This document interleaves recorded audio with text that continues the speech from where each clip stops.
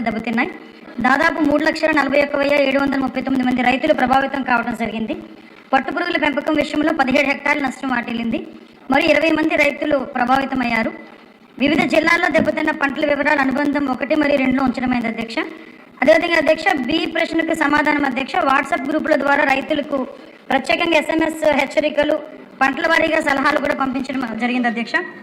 స్థానిక మీడియాలో ఎలక్ట్రానిక్ మాధ్యమాల ద్వారా మరియు ముద్రణ మాధ్యమాల ద్వారా రైతులకు సరైన సలహాలు ఇవ్వడం కూడా జరిగింది. వాటితో పాటు అధ్యక్ష రియల్ టైం గవర్నెన్స్ ద్వారా డిపార్ట్మెంట్ల వారు కంటిన్యూగా మానిటర్ చేసుకుంటూ రైతులకి ఇన్ఫర్మేషన్ ఇవ్వడం జరిగింది అధ్యక్ష. అధికారుల సమన్వయంతో పాటు ముందస్తు చర్యలు కూడా తీసుకోవడం జరిగింది. కంట్రోల్ రూమ్ ఏర్పాటు చేయడం జరిగింది అధ్యక్ష. ఎన్యూమరేషన్ కూడా ఇమీడియట్గా రైతులు అంటే మోంతా తుఫాన్ అయిన వెంటనే ఎన్యూమరేషన్ కూడా స్టార్ట్ చేయడం జరిగింది. సత్యనారాయణ గారు.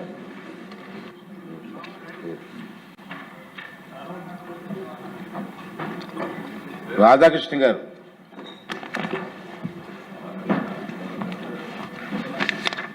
ధన్యవాదాలు అధ్యక్ష. మోంతా తుఫానుకు సంబంధించి మన రాష్ట్రంలో ముఖ్యంగా అక్టోబర్ 2025లో జరిగినటువంటి ఆ విపత్తు సమయంలో గౌరవ ముఖ్యమంత్రి వర్యులు చంద్రబాబు నాయుడు గారి సారథ్యంలో అప్పుడు స్పందించినటువంటి తీరు పట్ల రాష్ట్ర ప్రజలందరూ కూడా వారి హర్షాన్ని వ్యక్తం చేశారు అధ్యక్ష. ముఖ్యంగా ముందస్తు జాగ్రత్త చర్యలు తీసుకోవడంతో పాటుగా రీహాబిలిటేషన్ సెంటర్స్ ఏర్పాటు చేసి అక్కడికి షిఫ్ట్ చేయడం కానీ, అన్ని విధాలుగాను కూడా టెక్నాలజీని ఉపయోగించి ఆ తుఫాను ఏ విధంగా మూవ్ అవుతుందనేది కూడా ఆ రోజు రాష్ట్ర ప్రజలందరినీ కూడా అలర్ట్ చేసి ఎప్పటికప్పుడు క్షేత్రస్థాయిలో ఎమ్మెల్యేలను కూడా స్థానికంగా ఇన్ఫర్మేషన్ ఇచ్చి అన్ని విధాలుగాను కూడా రోజు మోంతా తుఫాను వచ్చినా దాన్ని ఎదుర్కొనే విధంగా ఆ రోజు తీసుకున్నటువంటి చర్యల పట్ల ఒక నూతన వరవడిని ప్రారంభించడం జరిగింది అధ్యక్ష. గతంలో తుఫాను వస్తే ఎన్నో ఇబ్బందులు పడి ఆ తుఫాను వచ్చి వెళ్ళిపోయిన తర్వాత జరిగినటువంటి నష్టాన్ని చూసుకుని మనందరం కూడా ఇబ్బంది పడే పరిస్థితి ఉండేది. అటువంటి పరిస్థితి నుంచి మోంతా తుఫానులో ప్రత్యేకంగా రాష్ట్ర ప్రభుత్వం చంద్రబాబు నాయుడు గారు కానీ, అధికారులతో పాటుగా హోమ్ మినిస్టర్ గారు కానీ నిరంతరం కూడా RTGSలో ఉండి మానిటర్ చేసి ఎప్పటికప్పుడు అప్రమత్తం చేసి నష్టాన్ని తగ్గించడం కూడా చూసాం అధ్యక్ష. ముఖ్యంగా మా పశ్చిమ గోదావరి జిల్లాకు సంబంధించి మోంతా తుఫానుకి సంబంధించి 8,855 హెక్టార్లు అక్కడ ముంపుకు గురై దాదాపు 20,000 మంది రైతులు ఆ రోజు నష్టపోయారు అధ్యక్ష. కానీ ఎన్యూమరేషన్ కూడా సక్రమంగా చేసి ఎప్పటికప్పుడు ప్రభుత్వ ఆదేశాల మేరకు దాదాపు 22 కోట్లు ఇన్పుట్ సబ్సిడీని కూడా వారికి క్రెడిట్ చేయడం చాలా సంతోషం అధ్యక్ష. అయితే ఈరోజు మనకి సంబంధించి ముఖ్యంగా డిజాస్టర్ మేనేజ్మెంట్కి సంబంధించి అధ్యక్ష, ఆ రోజు విపత్తుల సమయంలో ఇమీడియట్ రిలీఫ్స్ కోసం ఈరోజు బడ్జెట్లో కేటాయింపులు కూడా ఈరోజు చేశారు.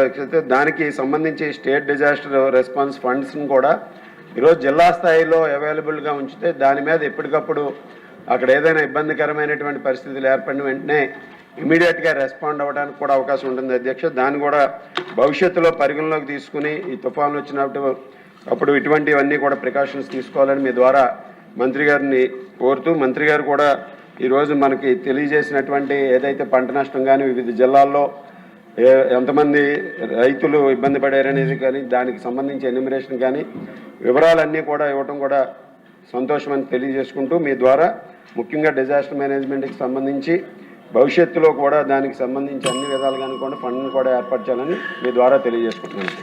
చినరాజప్ప గారు. కృష్ణప్రసాద్ గారు.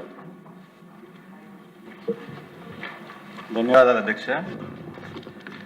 మా పెడన్ నియోజకవర్గంలో పూర్తిగా వ్యవసాయం మీదే ఆధారపడి ఉంటుంది అధ్యక్ష. అక్కడ వరి తప్ప వేరే పంట పండేటువంటి అవకాశం లేదు అధ్యక్ష. దానికి తోడు పంట చేతికొచ్చేటువంటి సమయంలో మరి తుఫాన్లు కానివ్వండి, భారీ వర్షాలు రావడం వల్ల మరి రైతులందరూ కూడా ఇబ్బంది పడుతూ ఉన్నారు అధ్యక్ష.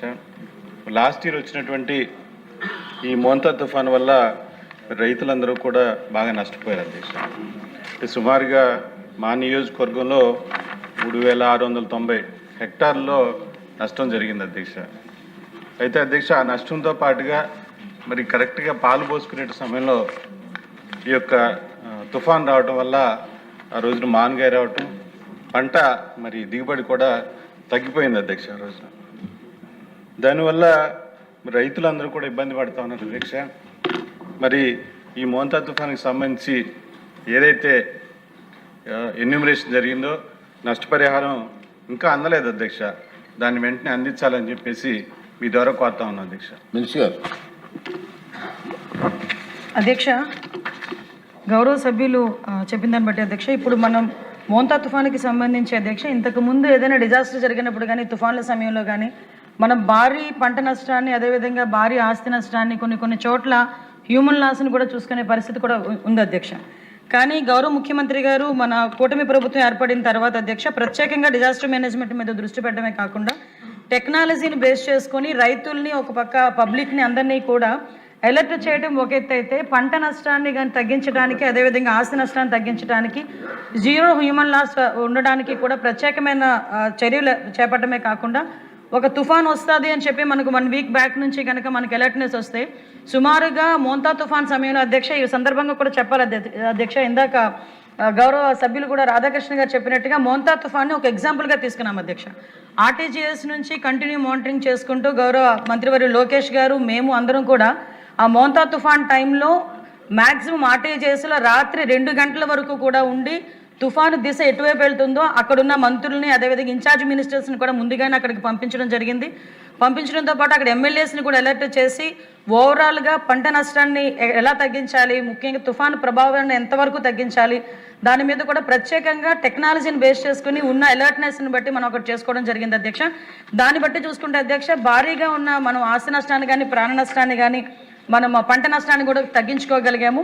దీనికి సంబంధించి అధ్యక్ష, అవేర్ నుంచి కానీ, వాసర్ ల్యాబ్స్ నుంచి కానీ వచ్చే ఇన్పుట్స్ మనం తీసుకోవటం, సుమారుగా 3 సార్లు గౌరవ ముఖ్యమంత్రి గారు కూడా దాని మీద కోఆర్డినేషన్ మీటింగ్, అలైన్ డిపార్ట్మెంట్స్తో కోఆర్డినేషన్ మీటింగ్ పెట్టడం, అదేవిధంగా అధ్యక్ష రాత్రి 11 గంటల వరకు కూడా అధ్యక్ష ఎవ్రీ 2 అవర్స్కి కూడా ప్రతి కలెక్టర్ గారితో, కలెక్టర్స్, డిపార్ట్మెంట్ అధికారులందరితో కూడా టెలికాన్ఫరెన్స్ తీసుకుని, ఆఖరికి గౌరవ ముఖ్యమంత్రి గారు ఆ రోజు రాత్రి 11 గంటలకు కూడా టెలికాన్ఫరెన్స్ తీసుకొని అందరినీ కూడా అలర్ట్ చేయడం జరిగింది అధ్యక్ష. దీనివల్ల మాక్సిమం మనం పంట నష్టాన్ని కూడా తగ్గించుకోగలిగాం. దాంతోపాటు అధ్యక్ష, ఈరోజు పంట ఏదైతే నష్టపోయారో వాళ్ళందరికీ కూడా మనం జీవో నెంబర్ MS నెంబర్ 1 ద్వారా అధ్యక్ష ఎన్హాన్స్ చేశాం అధ్యక్ష. సుమారుగా ఇంతకు ముందు వరకు ఉన్న వరి మనకి 17,000 ఉంటాయి అధ్యక్ష, 25,000 వరకు పెంచడం, అవన్నీ కూడా రిపోర్ట్ అన్ని కూడా ఇవ్వడం జరిగింది అధ్యక్ష. ఇక మీద కూడా అధ్యక్ష, తుఫాను సమయంలో కూడా టెక్నాలజీని బేస్ చేసుకొని ఈరోజు డిజాస్టర్ మేనేజ్మెంట్కి సంబంధించి కెపాసిటీ బిల్డింగ్ చేశాము. డిజాస్టర్ మేనేజ్మెంట్కి సంబంధించి టెక్నాలజీని ఈరోజు పుచ్చుకొని మ్యాక్సిమం నష్టాన్ని కూడా తగ్గించే ప్రయత్నాలు కూడా చేస్తున్నాం అధ్యక్ష. దీన్ని బేస్ చేసుకుని అధ్యక్ష, ఈరోజు ఏ పంటకి ఎన్నెన్ని డబ్బులు పెంచామన్నది కూడా చాలా క్లియర్గా గౌరవ సభ్యులు కూడా ఇవ్వడం జరిగింది అధ్యక్ష. సజ్జలు, రాగులు, నువ్వులు, ఆముదము, కొర్ర, సాములు ఇవన్నీ కూడా అధ్యక్ష 8,500 ఉంటే వాటిని 15,000 రూపాయలకి చేయడం జరిగింది అధ్యక్ష. అదేవిధంగా మినుములు, మొక్కజొన్న అన్ని ఉద్యానవన పంటలకి, వ్యవసాయ పంటలకి, పట్టు, చేనేత వాటికి కూడా అన్నిటికీ కూడా డబ్బులు పెంచి రైతుల్ని ఆదుకోవడం కూడా జరిగింది.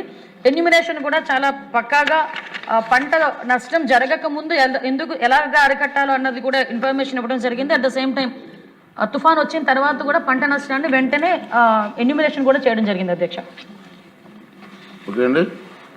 నెక్స్ట్ క్వశ్చన్ 1437 అండి, కార్మిక శాఖ మంత్రి గారు. ధన్యవాదాలు అధ్యక్ష.